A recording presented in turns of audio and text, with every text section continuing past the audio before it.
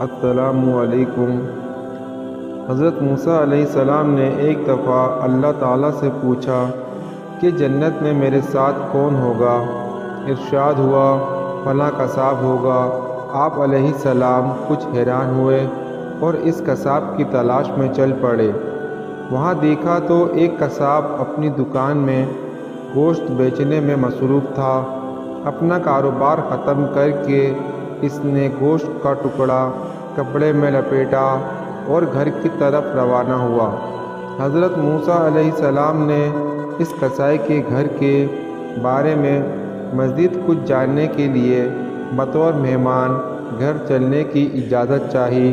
گھر پہنچ کر قصائی نے گوشت کو پکایا، پھر روٹی پکا کر اس کے ٹکڑے شوربے میں نرم کیے اور دوسرے کمرے میں چلا گیا جہاں ایک نہایت کمزور بڑھیا پلنگ پر لیٹی ہوئی تھی۔ قصاب نے بامشکل سہارا دے کر اسے اٹھایا اور ایک ایک لقمہ اس کے منہ میں دیتا رہا۔ جب اس نے کھانا ختم کیا تو بڑھیا کا منہ صاف کیا۔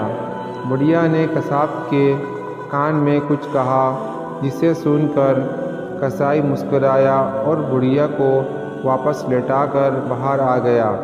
حضرت موسیٰ علیہ السلام یہ سب کچھ دیکھ رہے تھے۔ آپ علیہ السلام نے قصاب سے پوچھا یہ عورت کون ہے اور اس نے تیرے کان میں کیا کہا جس پر تو مسکرا دیا؟ قصاب بولا اے اجنبی، یہ عورت میری ماں ہے۔ گھر پر آنے کے بعد میں سب سے پہلے اس کے کام کرتا ہوں۔ یہ روز خوش ہو کر مجھے دعا دیتی ہے کہ اللہ تجھے جنت میں حضرت موسیٰ علیہ السلام کے ساتھ رکھے، جس پر میں دل ہی دل میں مسکرا کر کہتا ہوں کہ کہاں میں ایک معمولی قصاب اور کہاں اللہ سے کلام کرنے والے اللہ کے نبی موسیٰ کلیم اللہ۔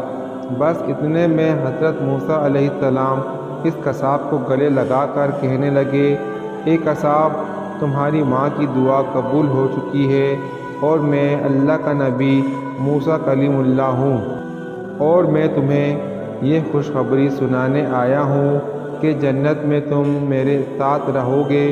باخدا ماں کی دعا میں وہ اثر ہے جو کائنات کی ہر چیز کو اولاد کے قدموں میں رکھ دیتی ہے۔